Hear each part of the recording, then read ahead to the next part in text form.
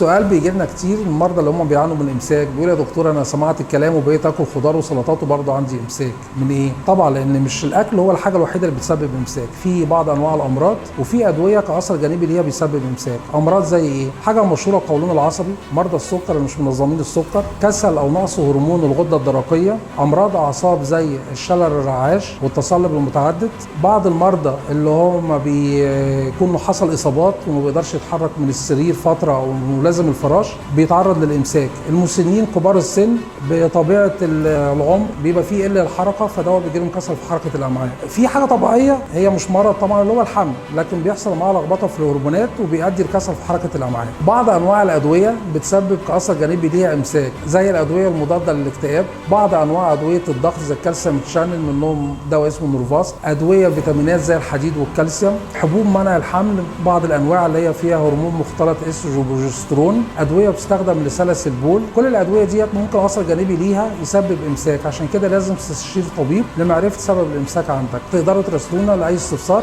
على صفحتنا على الفيسبوك او الانستجرام. معاكم دكتور اكرم ميلاد، استشاري الجراحه العامه وجراحات الشرج والقولون وعلاج امراض الشرج بالليزر. تابعونا.